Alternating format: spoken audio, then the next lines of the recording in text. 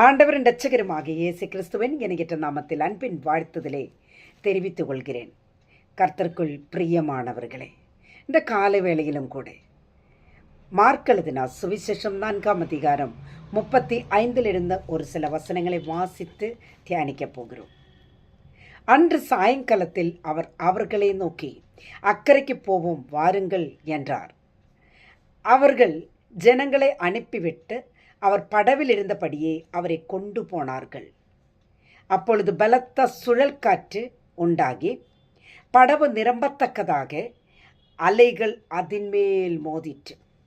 பிரியமானவர்களே, பலத்த சுழல் காற்று வந்தபோது இயேசு கப்பலின் பின்னணியத்தில் அவர் தலையணிய வைத்து நித்திரையில் இருந்தார் என்று வேதத்தில் தியானிக்கிறோம். அவர்கள் அவரே எழுப்பி, போதகரே, நாங்கள் மடிந்து போகிறதே, உமக்கு கவலை இல்லையா என்று கதறினார்கள். அவர் எழுது, காற்றே அதட்டி கடலை பார்த்து, இறையாதே, அமைந்தலாயிரு என்றார். அப்பொழுது காற்று நின்று போய் அமைதல் உண்டாயிற்று என்று நாம் பார்க்கிறோம். பாருங்க, இங்கே இயேசு அவரிடம் கேட்கிறார், ஏன் இப்படி பயப்பட்டீர்கள்? ஏன் இப்படி பயப்பட்டீர்கள்? ஏன் உங்களுக்கு விசுவாசம் இல்லாமல் போயிற்று என்று ஆண்டவர் கேட்கிறார். எனக்கு அன்பார்ந்தவர்களே, இயேசு கூடவே இருந்தும் அவர்களின் விசுவாசம் குறைந்தது. பயம் வந்தது. ஆனபடினாலே நாங்கள் மடிந்து போகிறதே என்று கதறினார்கள். நாங்கள் மடிந்து போகிறதே, உமக்கு கவலை இல்லையா என்று சொல்லி கதறினார்கள். கர்த்தருடைய பிள்ளையே, ஒரு விஷயத்தை நன்றாக புரிந்து கொள்ள வேண்டும். நம்மளது விசுவாசம் எப்படி உள்ளது, எப்படி விசுவாசம் குறைந்து போகும் என்பதை பற்றி சற்று யோசித்து பாருங்கள். வேதம் வாசிக்காமல் இருப்பது, அதே போன்று ஜெபிக்காமல் இருப்பது, பிரியமானவர்களை, சோர்வின் ஆவியை கொண்டு வரும். மடிந்து போகும். ஏன் ஜெபிக்க வேண்டும்? அப்படிப்பட்டதான ஒரு சோர்வின் ஆவி.